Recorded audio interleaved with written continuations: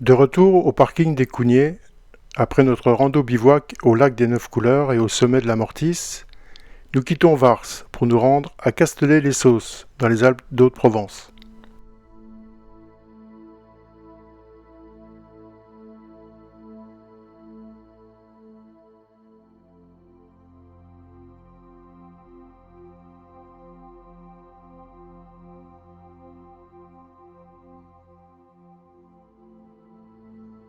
Nous resterons quelques jours au col du Fam, situé au sud du massif du Grand Collier culminant à 2693 mètres.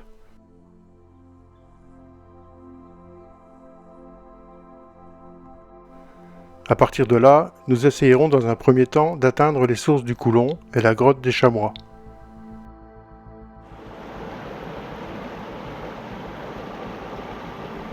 En 2013, nous avions voulu aller jusqu'aux sources en remontant la rivière. Malheureusement, nous avons dû nous arrêter au pied des grandes cascades qui suivent la résurgence du Coulon souterrain, sans pouvoir aller plus loin.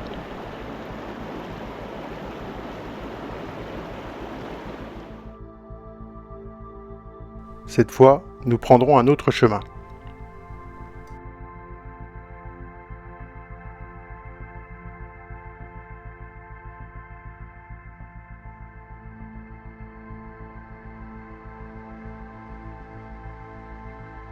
Nous voulons ensuite monter au lac de Lignin, où nous étions déjà allés en août 2021.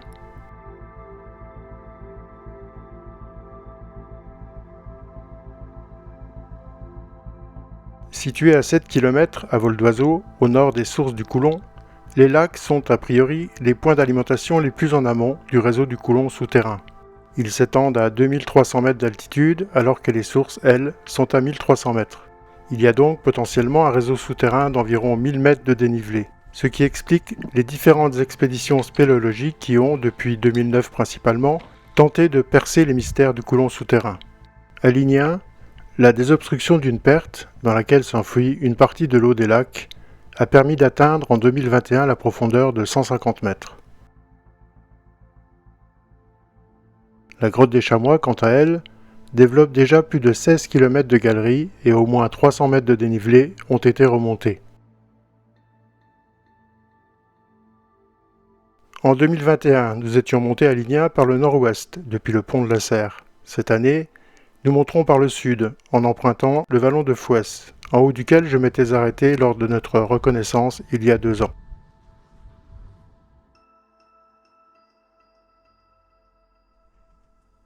Vendredi 8 septembre. Nous partons du col du Fam en début de matinée pour rejoindre dans un premier temps l'ancien village d'Oran, perdu au fond de la vallée. Belle et chaude journée en perspective. La progression se fait d'abord sur une piste pas très agréable, pendant quelques kilomètres.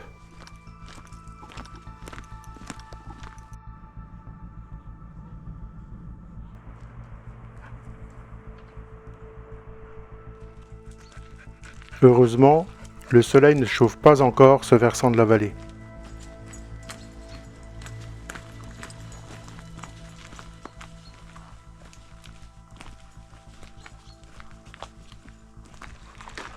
Il est 10 h et on est parti pour une rando jusqu'à l'ancien village d'Oran, dans un premier temps, et puis après on va essayer d'aller jusqu'à la grotte des Chamois, au-dessus des sources du Coulon.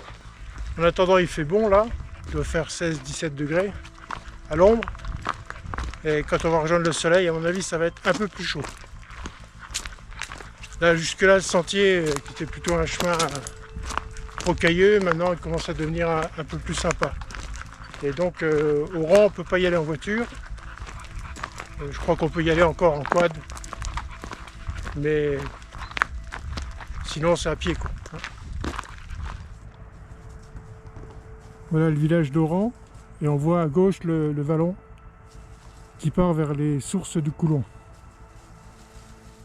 Le long de la piste, un grand panneau apporte des explications sur Oran, le Coulon et la grotte des Chamois qui donne accès à la rivière souterraine.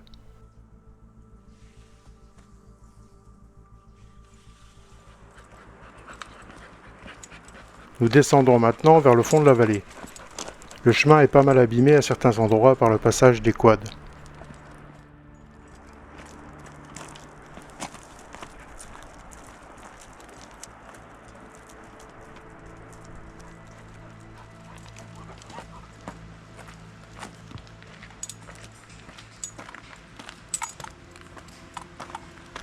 Une longue passerelle en caillebotis métallique permet de franchir le ruisseau de Graveplane.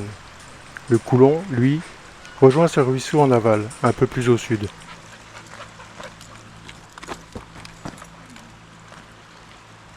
C'est ce grand vallon qu'il faudra remonter lorsque nous irons au lac de Lignin.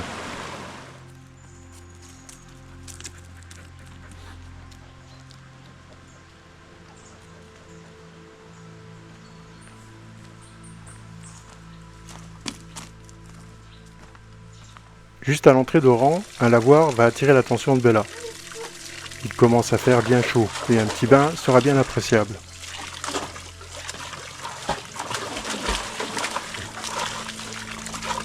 Ah bah il y a du fond hein.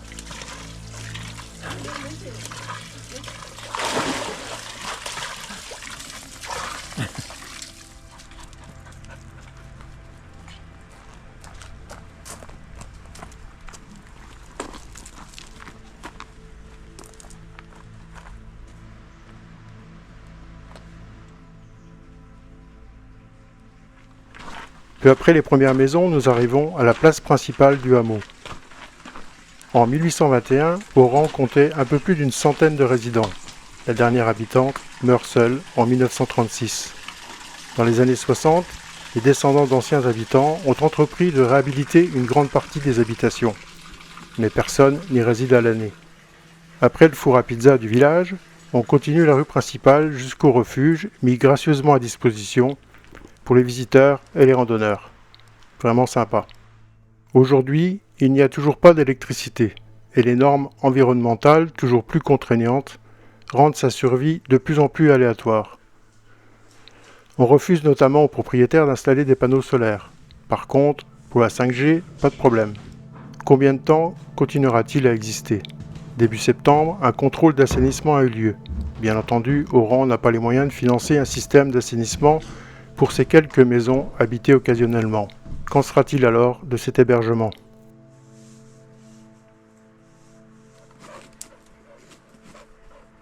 On ne peut pas dire que le petit cimetière accolé à l'église soit surpeuplé. Petit arrêt près de la croix, au sommet de la butte. Nous allons maintenant remonter le vallon du Coulon en sortant du hameau par l'ouest.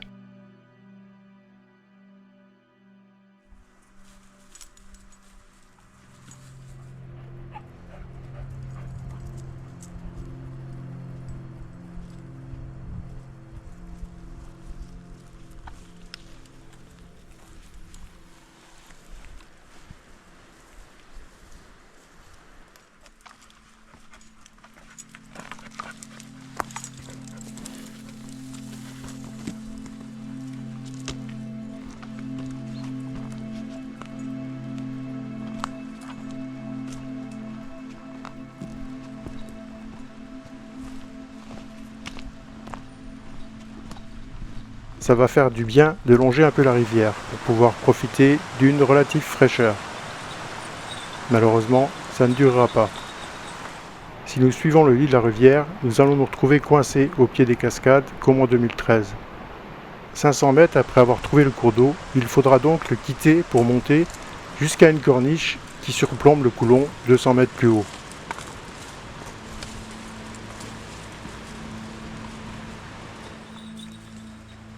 Oh. Elle arrête pas de monter, de descendre. On va être tanné. Un Bella. C'est la forme.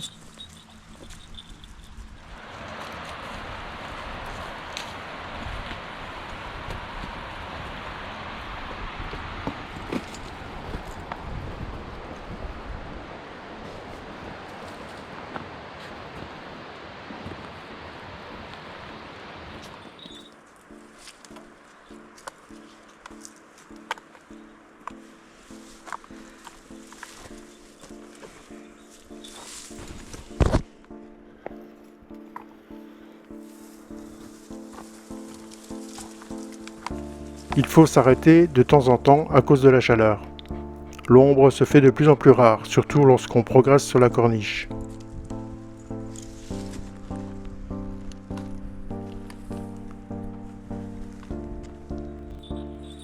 Alors c'est par là, Bella? Ça continue?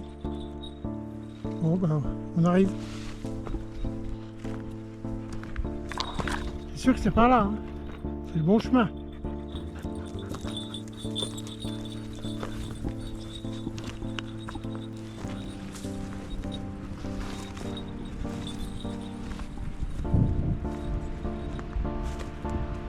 « 250 mètres de dénivelé. Depuis le torrent. Comment? Depuis le torrent, 250. Certains passages, qui peuvent être dangereux lorsque c'est glissant, ont été équipés de cordes par les spéléos qui ont exploré la rivière souterraine et qui sont généralement chargés de sacs bien lourds. Il vaut mieux éviter les faux pas en longeant la falaise sous cette vire étroite.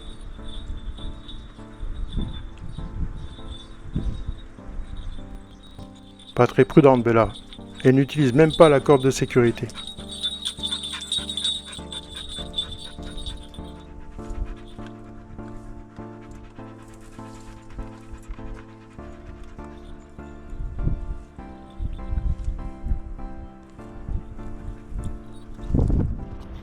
Allez, vas-y.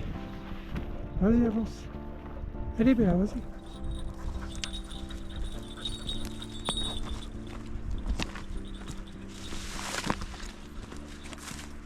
Nous approchons des sources. Le sentier longe le vide et il faut rester vigilant.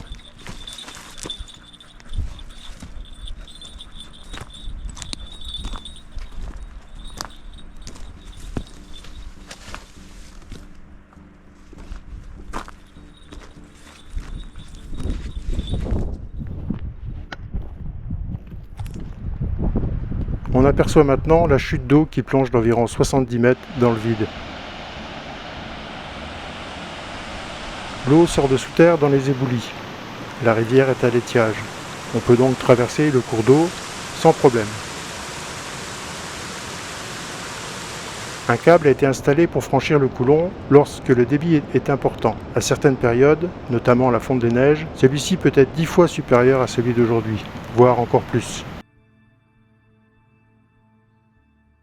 On va déjeuner ici, et certaines chanceuses vont faire une sieste à l'ombre pendant que je vais monter jusqu'à la grotte des Chamois, située dans les falaises, à une 60aine de mètres plus haut que les sources. La montée n'est pas très facile dans les pierriers. Une corniche conduit à l'entrée de la grotte.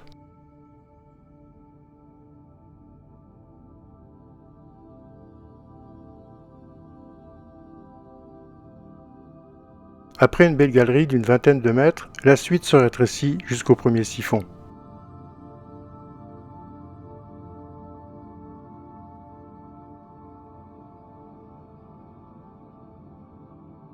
La cavité s'étend sur plus de 16 km de galerie et a été remontée sur plus de 300 mètres de dénivelé.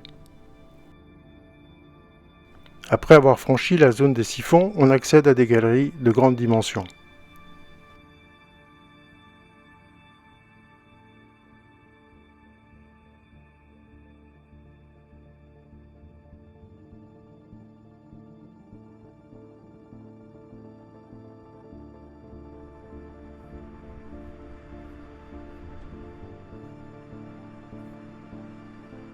Il est temps de redescendre jusqu'aux sources.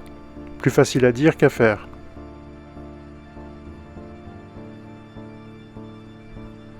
Il faut essayer de ne pas glisser dans la pente recouverte d'éboulis qui roulent sous les pieds.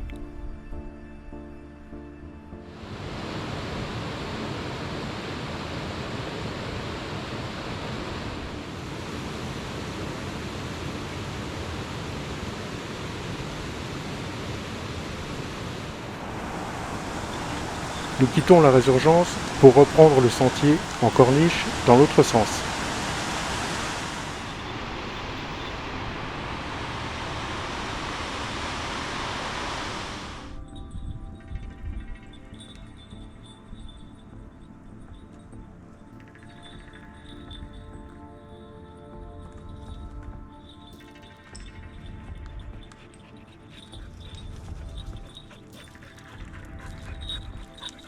Le soleil est encore bien chaud. Et il n'y a même pas un souffle d'air pour nous rafraîchir.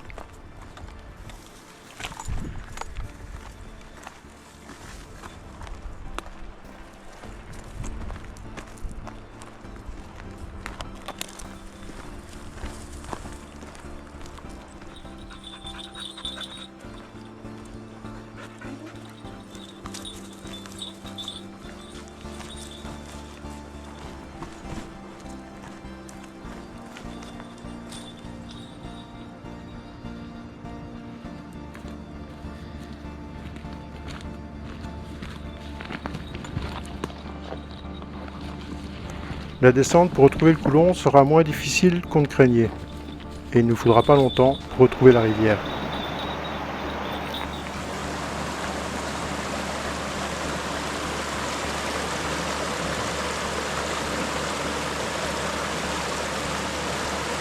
Petit arrêt pour se rafraîchir, et nous continuons le sentier jusqu'à Oran.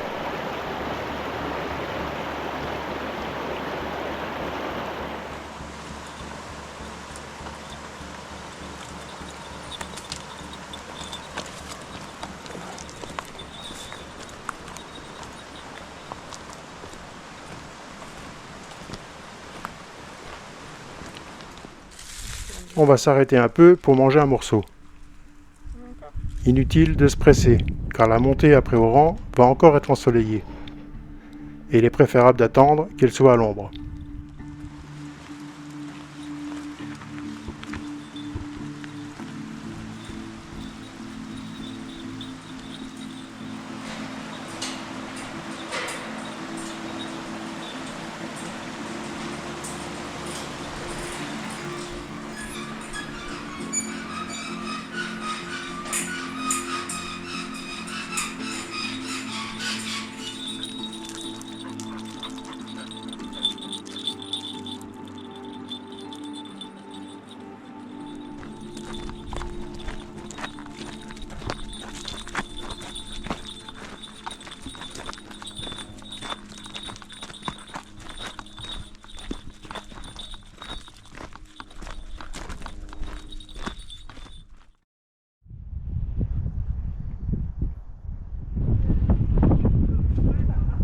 Nous avions prévu de monter au lac de Lignin demain matin. Mais des jeunes étant venus nous prévenir qu'ils allaient faire une fête ici ce soir, nous décidons de partir cet après-midi pour faire une partie du chemin.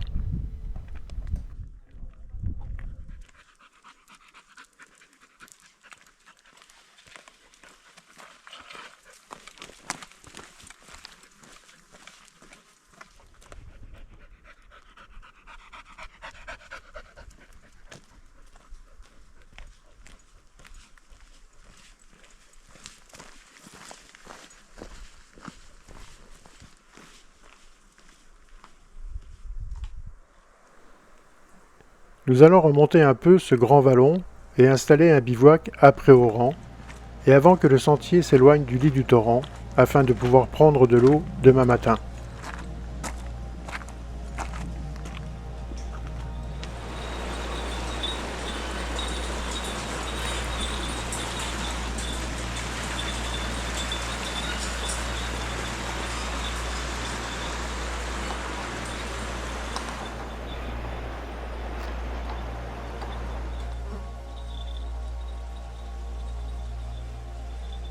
Samedi, il est 5 heures.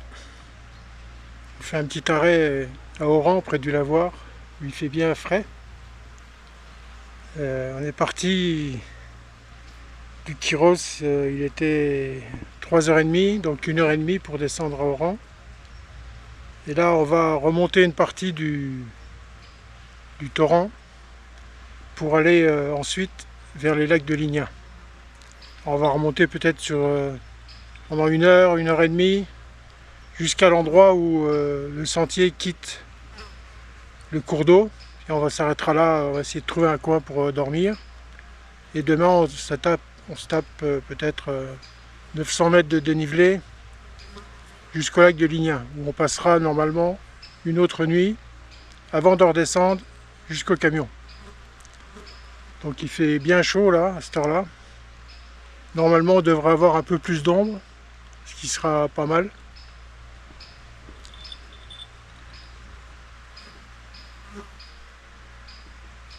C'est calme, hein.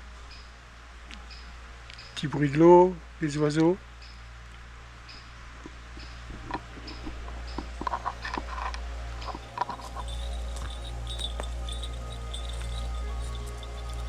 Nous quittons Oran pour suivre un joli sentier qui remonte tranquillement le vallon de Graafplane.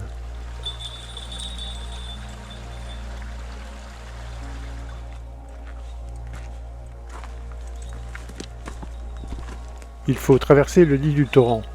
Petit problème, il n'y a plus d'eau qui coule. Et puis, pas d'endroit pour se poser cette nuit. Ça va être embêtant. Il faut pouvoir faire le plein d'eau car on ne sait pas si on en trouvera plus loin avant d'arriver au lac. On va continuer le sentier qui s'éloigne maintenant du lit du torrent pour trouver un endroit de bivouac.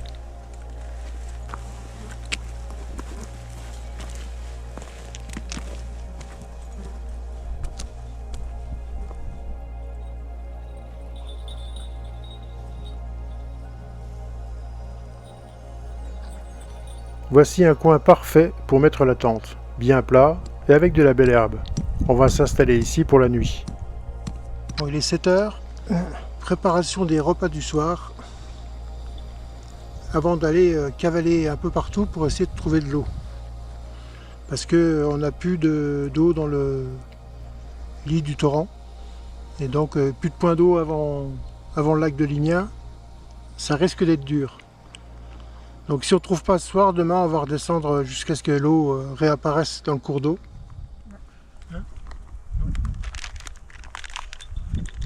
Ça serait où ça?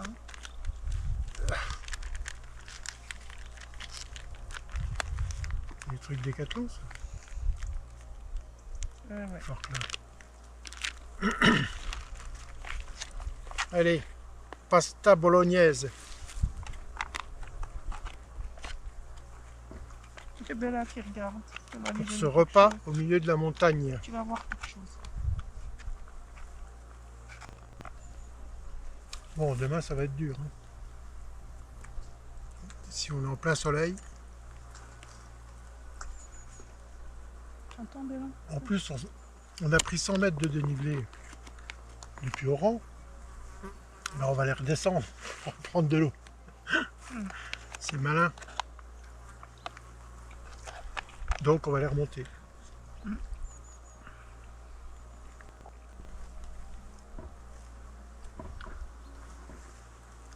Oh, les pâtes elles sont bonnes. Elles sont bonnes? Elles sont bonnes. Avec du gruyère, ça va.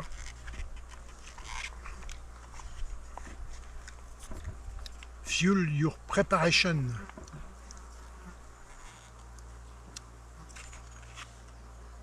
Non, moi je trouve que le dalle il est bon. Oui.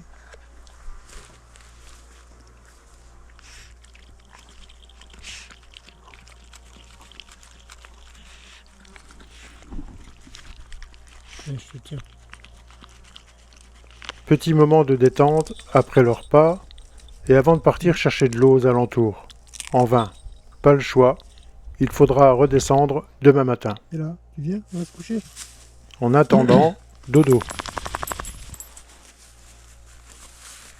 Vas-y. Allez, ta place. Ça y est? T'es prête pour la nuit? Hein? Sortir ton duvet? On va profiter du calme en pensant au vacarme qu'il doit y avoir au col du Fam. On a bien fait d'avancer notre départ, je pense.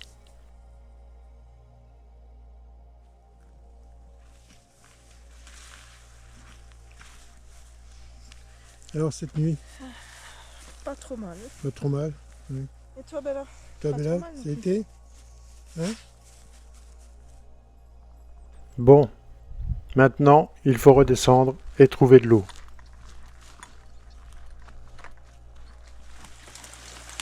Un petit affluent rejoint le vallon de Graafplane et on devrait pouvoir y remplir les gourdes.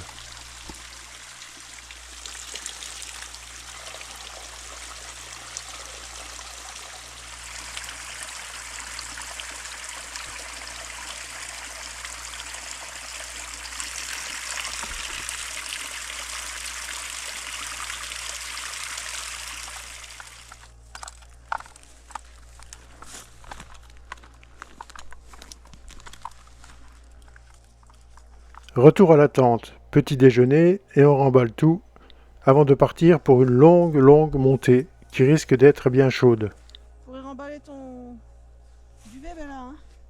Au lieu de regarder. Qu'est-ce que tu as vu? Poisson. T'as presque fini, tiens. Non, non, mais je te donne pas trop vite parce qu'après, sinon, tu vas vouloir le mien.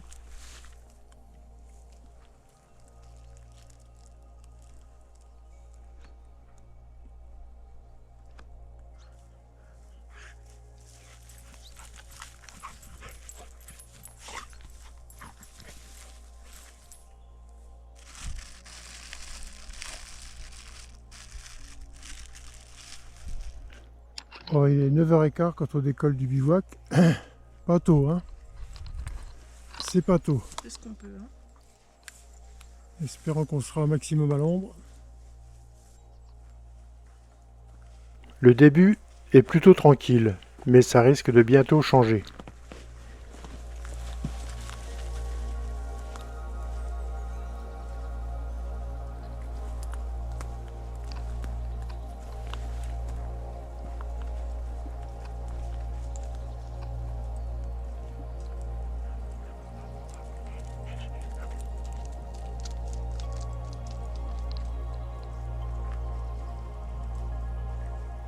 On va longer pendant un moment l'imposante falaise de la montagne de Bosberard qui culmine à 2088 mètres.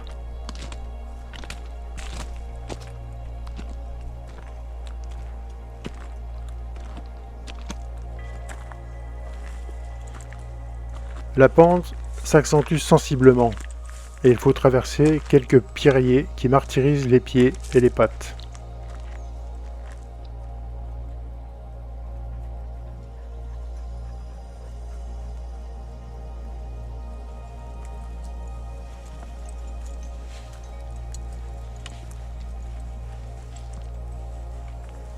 Pour l'instant, nous avançons heureusement à l'ombre, mais on voit que le soleil ne va pas tarder à arriver sur ce versant de la vallée.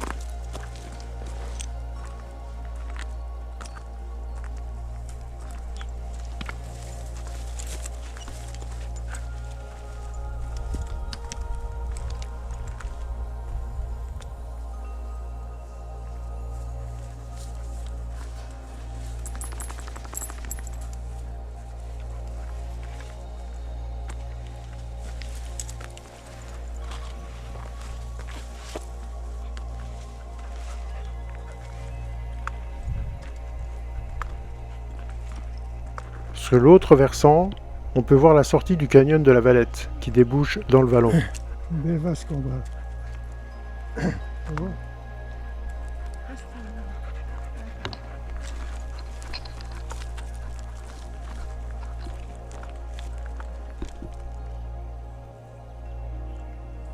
Nous arrivons bientôt en haut de cette montée, à 1600 mètres d'altitude.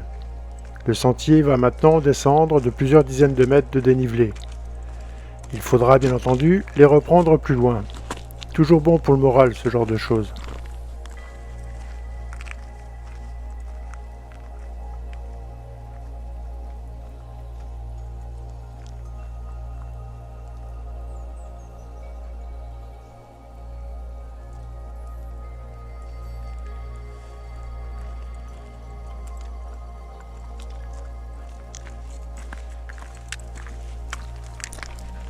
Il faut avancer prudemment, car les pieds roulent sur les cailloux et une glissade ici, juste au bord du précipice impressionnant, n'est pas vraiment conseillée. Petite pause à l'ombre, au fond du vallon, où coule tranquillement un filet d'eau. Si nous avions pu le savoir, nous n'aurions pas été obligés de descendre remplir les gourdes ce matin.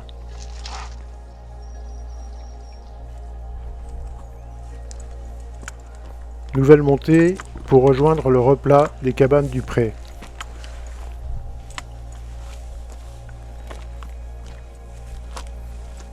Il fait bien chaud maintenant, et pas le moindre petit vent.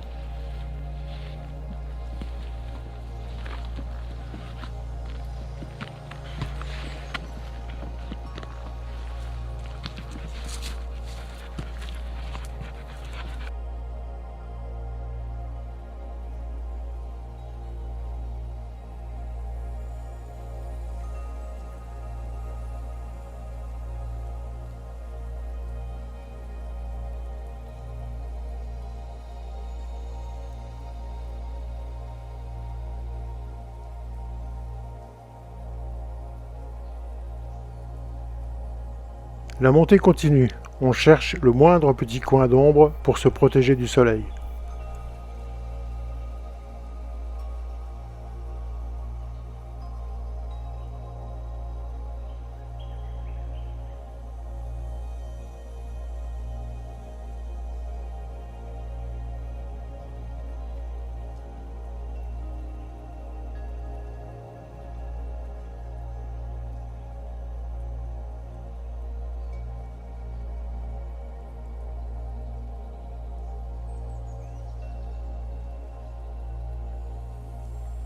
« 1600 mètres d'altitude. On approche du rétrécissement des Pasquères. On va essayer de trouver un coin à l'ombre pour manger un morceau.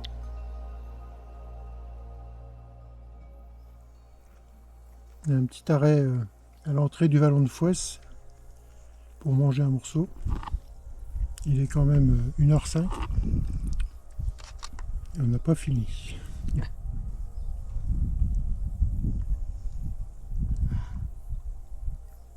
Mais on est bien à l'ombre là.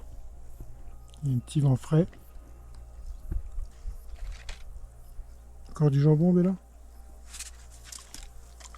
Oui. Encore? Tiens.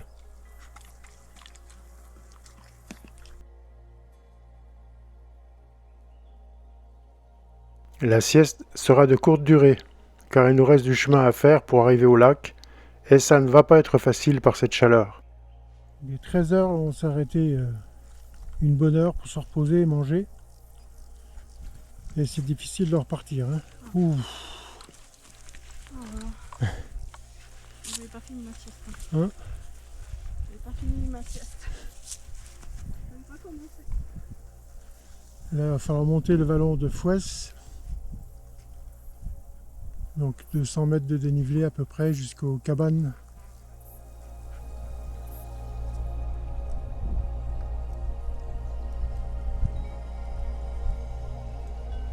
Bruit caractéristique d'un troupeau de moutons.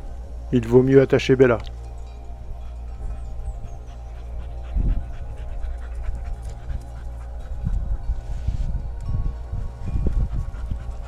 Nous apercevons le berger et ses chiens. On discute un petit moment avec lui pendant que les chiens font connaissance. Bella fait l'objet de toutes les attentions. Le berger nous apprend que nous sommes les premières personnes qu'il voit de toute la saison.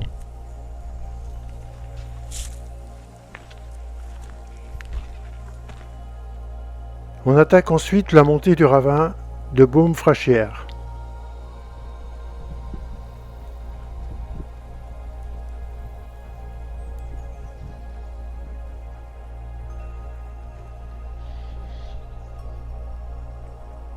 Quelques arbres nous proposent un peu d'ombre et nous ne pouvons pas refuser tant de générosité.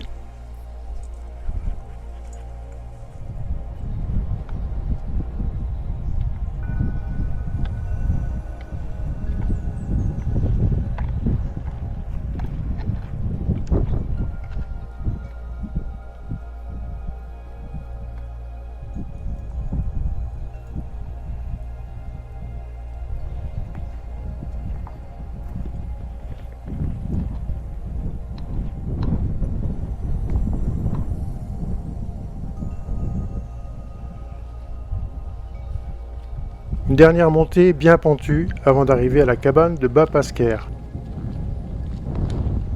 Depuis les lacs, nous étions descendus jusqu'à cette cabane il y a 2 ans. Elle était ouverte et on pouvait même y passer la nuit. Une arrivée d'eau permettait de se ravitailler.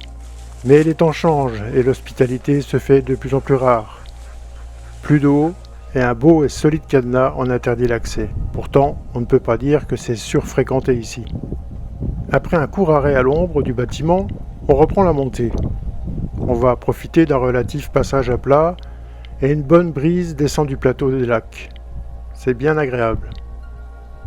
On voit maintenant le col de Lignin, mais il faudra encore monter pour l'atteindre. Enfin, on n'a jamais été aussi près du but, c'est ce qu'on se dit à chaque pas que l'on fait. La journée est bien avancée et je ne sais pas si le soleil sera encore là quand nous arriverons.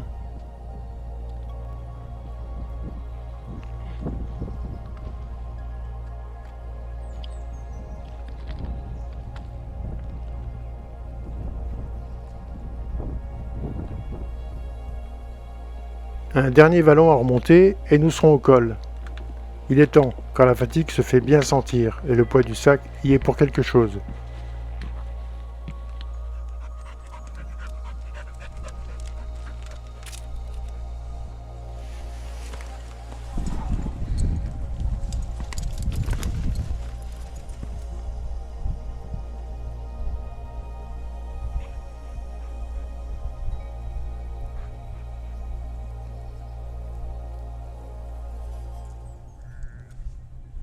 Voilà, il est 18h30 quand on arrive.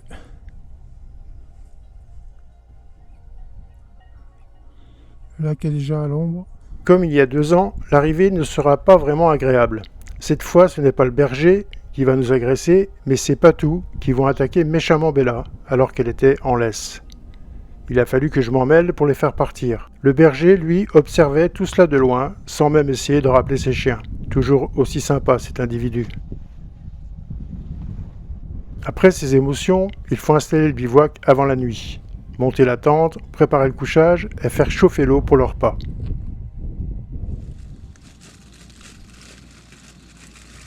La préparation du repas du soir, sous l'eau au vent. S'il y a un peu de vent dehors, ça ne cuira pas. Non, ben non. Mais là, non, on veut pas.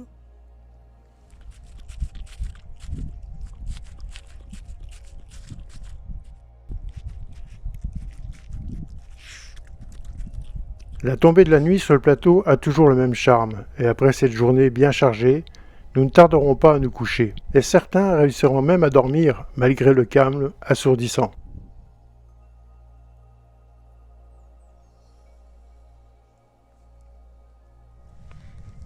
Tu es remise de tes émotions, hein?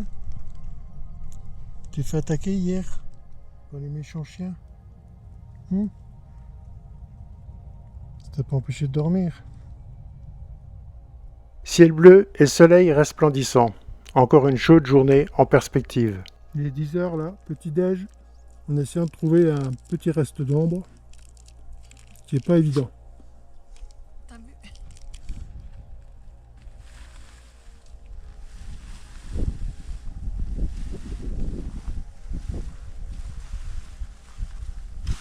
Il faut refaire le plein d'eau pour la descente. Pas vraiment le choix, il faut prendre l'eau du lac. En 2021, nous avions survécu, donc on peut essayer encore une fois. Bon, c'est pas très clair, hein?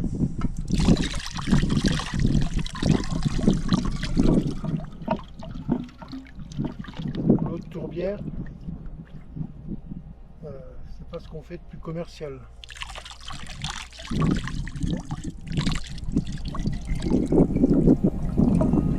On profitera de l'ombre de la tente retournée pour prendre le petit-déj avant de tout remballer, car il se fait déjà tard, mine de rien.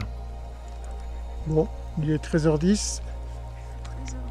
13h10. Ouais, on s'en va des lacs de Lignat pour une grande descente. Bella, prête les pattes? Allez, c'est parti.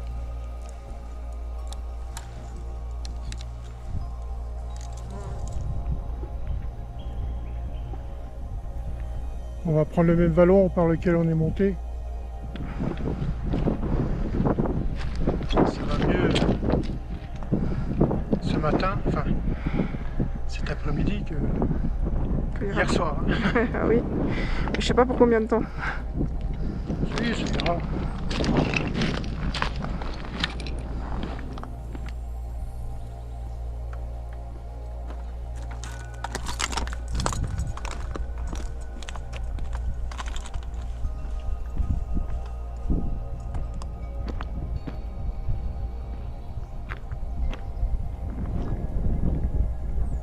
Ça va quand même plus vite pour descendre. Et Bella en profite pour aller cavaler après les marmottes. Elle disparaît un bon moment, et lorsqu'elle revient, je vois qu'elle est blessée à la tête. Sans doute une glissade, mais c'est heureusement superficiel.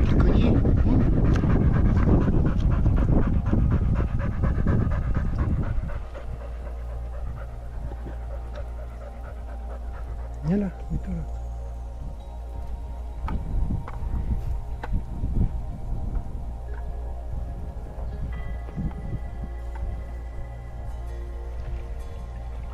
C'est juste ta taille. Hein? C'est une baignoire à Bella.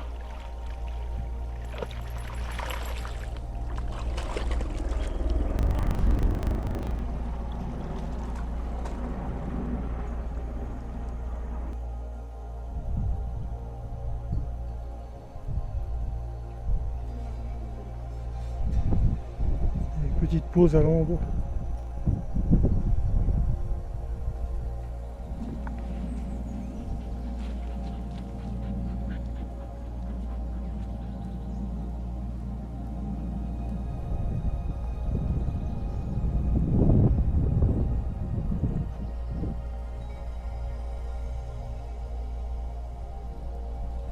Nous voilà en haut du vallon de Fouesse. Il faut attacher Bella pour le moment, car les moutons semblent toujours là, à l'ombre des arbres.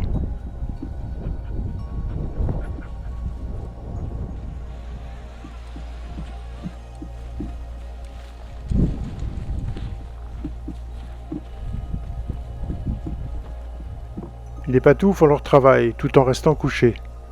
Il fait trop chaud pour bouger. On fait un grand salut au berger en passant et on continue la descente du vallon en plein soleil. Il y a quand même du vent, mais on ne peut même pas dire qu'il rafraîchit, malgré l'altitude.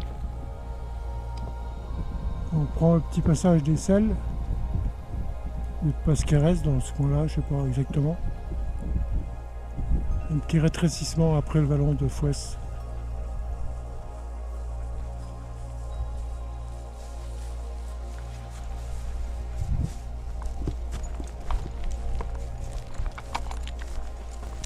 On a 1760 mètres d'altitude.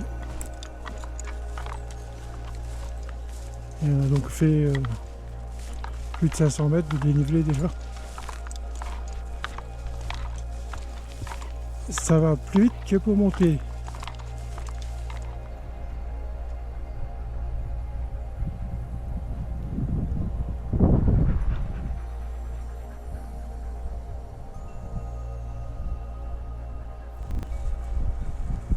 On va bientôt arriver au canyon.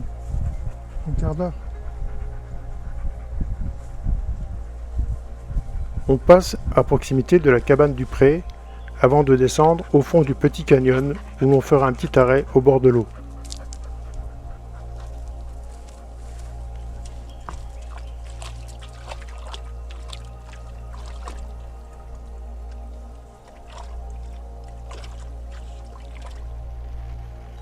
Petit arrêt pour casser une croûte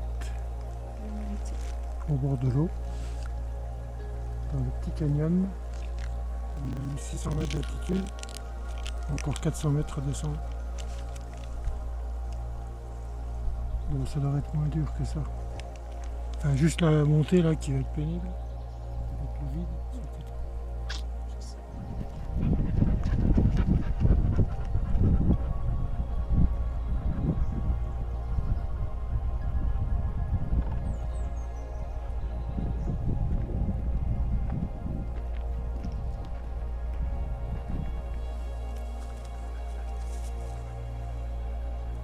Nous revoici en face du canyon de la Valette. Il faut repasser les pierriers et c'est encore plus dur qu'hier pour les pieds et les pattes. Dur pour les papates, hein. Les filles, c'est dur. Hein. Même si on ne fait pratiquement que descendre, on commence quand même à fatiguer. Il faut dire que la montée d'hier se cumule avec ce qu'on a fait aujourd'hui. 18h, on fait un petit arrêt au premier bivouac qu'on avait fait. Donc on n'est plus très loin d'Oran. Avec le balai des mouches autour, c'est sympathique. Ça va mieux Bella? Tu peux boire? Ouais. Petite sieste hein, maintenant. Ouais, petite sieste. Voilà. Ah, c'est mieux que la caillasse, hein.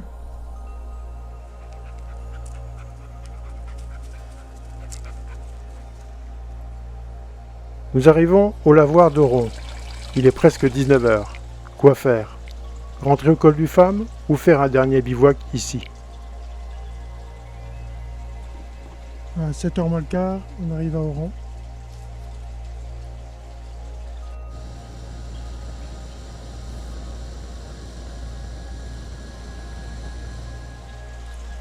Une bonne soupe, hein, avec du gruyère.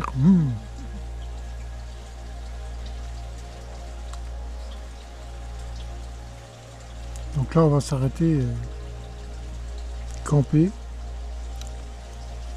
près du lavoir d'Oran.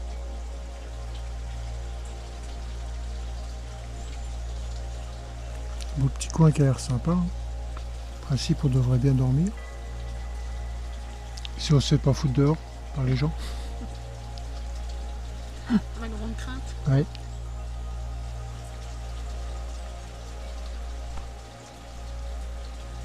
On monte la tente en vitesse avant la nuit. Pas la peine de mettre le double toit, le ciel est bien dégagé. Tu parles. 5 heures du mat, il pleut. Debout pour mettre le double toit. On aurait mieux fait de le faire hier soir. Même s'il n'a pas plus longtemps, tout est trempé. Et on va essayer d'égoutter la tente pendant le petit-déj.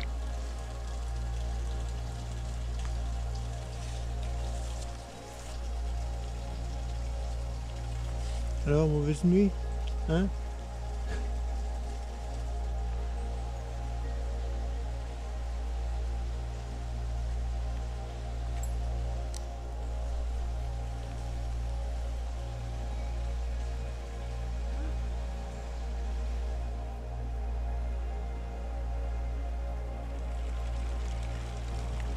Là, on repart d'Oran à 9h15.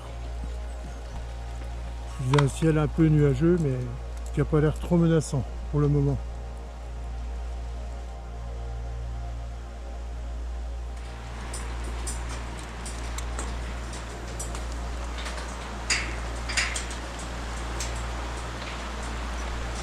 En remontant, nous rencontrerons plusieurs habitants qui descendent au hameau car un contrôle de l'assainissement doit avoir lieu ce matin. Surprise, au milieu du passage, une belle crotte de loup, qui n'était pas là quand nous sommes descendus.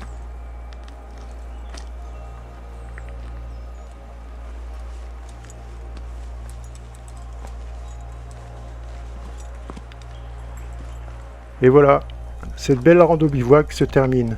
Vraiment une belle balade dans un cadre sauvage et bien loin des sentiers surpeuplés. À faire et à refaire sans modération.